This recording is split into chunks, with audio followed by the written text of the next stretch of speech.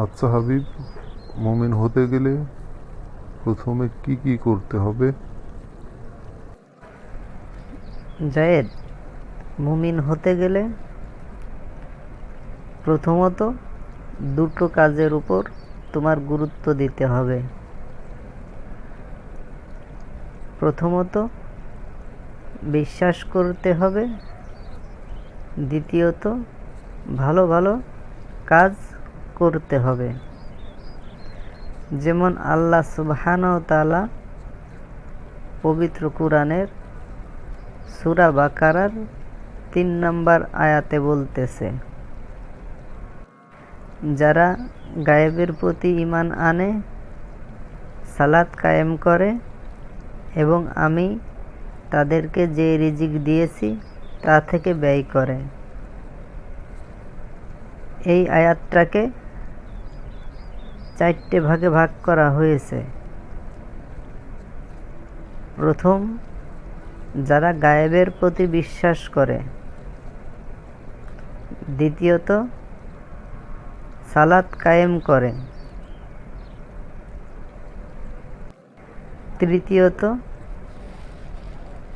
আমি তাদেরকে যে রিজিক দিয়েছি। চতুর্থ, তা থেকে ব্যয় করে। প্রথম কথায় আসি, যারা গায়েবের প্রতি বিশ্বাস করে। এখন প্রথমে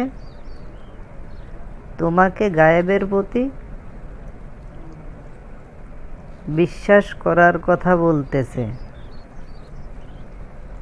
এই গায়েবের প্রথম কথা হচ্ছে কি? প্রথম কথা হচ্ছে এই আয়াতের আগে আয়াতে বলতেছে, এই সেই নাজিলকৃত কিতাব যাতে কোনো সন্দেহ নাই। এই দুইটা হচ্ছে গায়েবের কথা।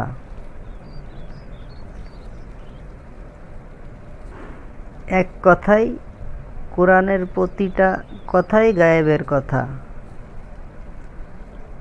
বুঝতে হবে। এখন প্রথম তোমাকে দুটো জিনিসের পরে ঈমান রাখতে হবে। একটা হচ্ছে নাজিলকৃত কিতাব, দ্বিতীয়টা হচ্ছে কোনো সন্দেহ নাই।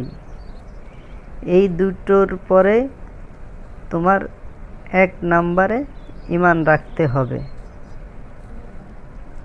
মুমিনের প্রথম শর্ত হচ্ছে এইটা।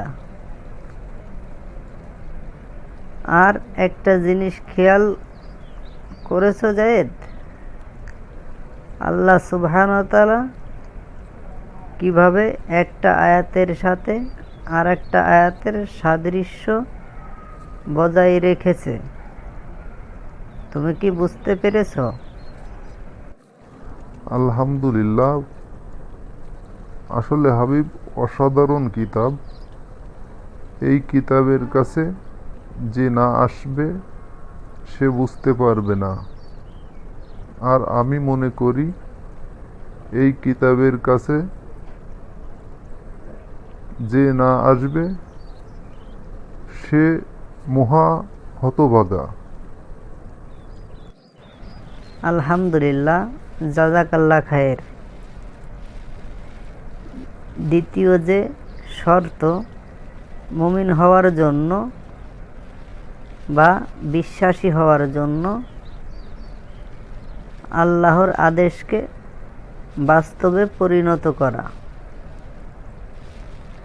আমরা যে তৃতীয় আয়াতে যে আলোচনা করতেছি, সেই আয়াতের দ্বিতীয় অংশে বলতেছে সালাত কায়েমের কথা।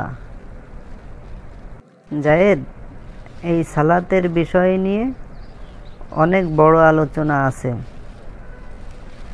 আল্লাহ সুবহানাহু ওয়া তাআলা চাইলে অন্য এক সময় এই বিষয় নিয়ে আলোচনা করব ইনশাআল্লাহ। আমি তোমাকে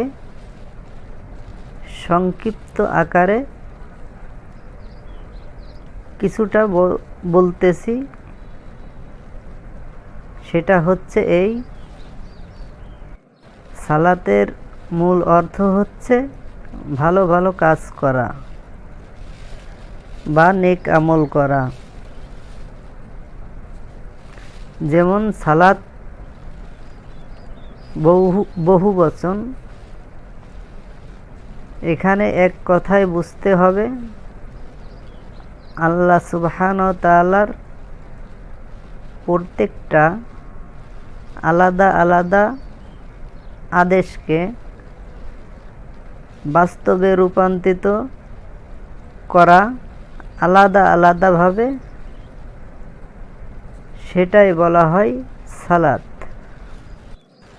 আর আমাদের সমাজে সালাতকে নামাজ বোঝায়, অথচ কোরআনে কোথাও নামাজ শব্দ ব্যবহার করা হয় নাই। এখানে সালাতের অর্থ বহুবচন, আর আমাদের পরিচালিত নামাজ একবচন। যাই হোক, এ বিষয় নিয়ে আমি তোমার সঙ্গে পরে খুবই গুরুত্বপূর্ণ আলোচনা করব ইনশাআল্লাহ। তাহলে আমরা আলোচনা চালিয়ে যাই ইনশাআল্লাহ। কি বলো? হ্যাঁ হাবিব, ঠিক আছে, পরে সালাতের বিষয় নিয়ে আলোচনা করা হবে ইনশাআল্লাহ। তাহলে এখানে বলতেছে সালাত কায়েম করতে। তৃতীয় অংশে রিজিকের কথা বলতেছে। এখন এই রিজিক আল্লাহ সুবহানাহু ওয়া তাআলার কাছ থেকে বন্টন হয়ে মানুষের কাছে আসে, যার যার কর্মফলের উপর ভিত্তি করে বন্টন হয়। কাউকে বেশি দেয়, কাউকে কম দেয়। এটা আল্লাহ সুবহানাহু ওয়া তাআলার ব্যক্তিগত ব্যাপার। এখন চতুর্থ অংশে আসি। আল্লাহ পাক আদেশ করতেছে এই রিজিক থেকে ব্যয় করতে। একটা কথা মনে রাখো,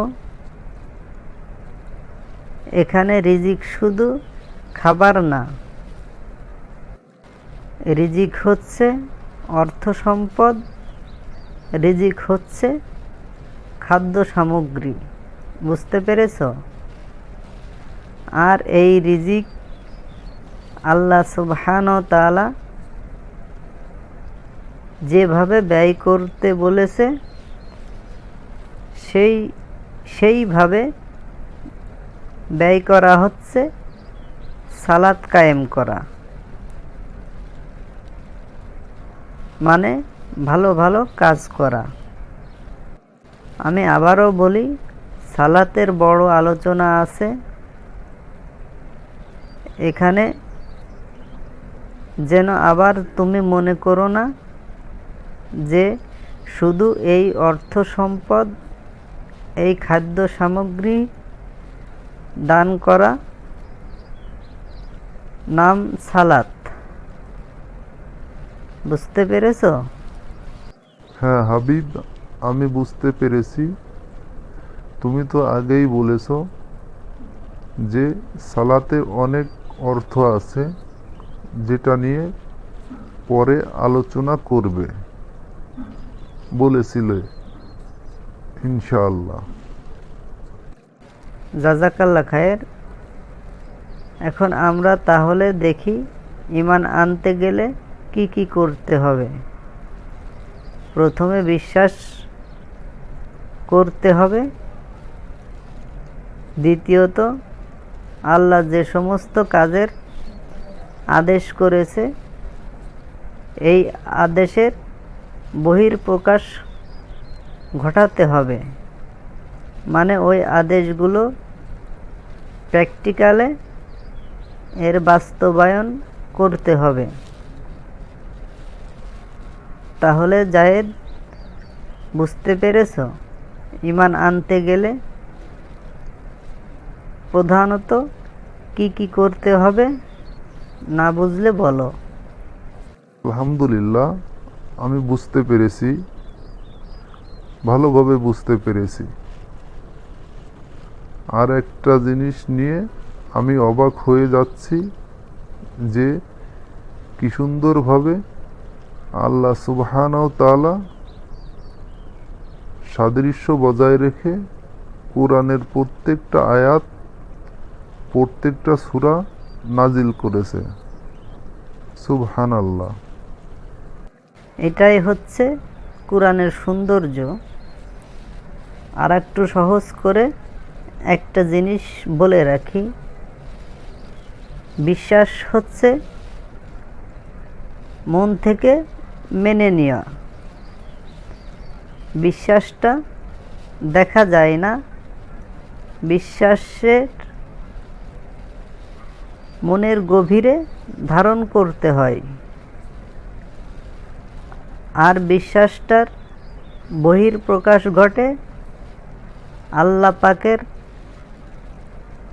আদেশ প্র্যাকটিক্যালে পালন করার মাধ্যমে। যেমন দু একটা উদাহরণ তোমাকে দিচ্ছি। আল্লাহ সুবহানাহু ওয়া তাআলা বলতেছে, তোমরা পিতামাতা, আত্মীয় স্বজন, এতিম মিসকিন, মুসাফির এদের পিছনে ব্যয় করো। বাস্তবে যখন ব্যয় করা হবে সেইটার বহিঃপ্রকাশ ঘটবে বা প্র্যাকটিক্যালে করা হবে।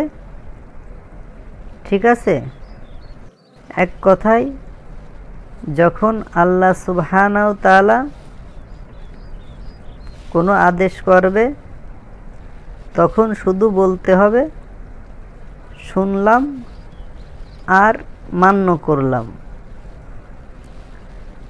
যেমন সূরা নূর এর 51 নম্বর আয়াতে শেষের অংশে আল্লাহ সুবহানাহু ওয়া তাআলা বলতেছে,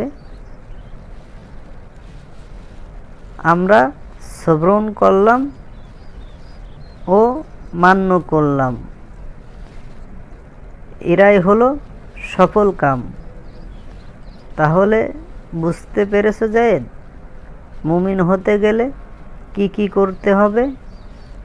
হ্যাঁ হাবিব, আলহামদুলিল্লাহ বুঝতে পেরেছি যে মুমিন হতে গেলে প্রথমে দুটো শর্ত মেনে নিতে হবে।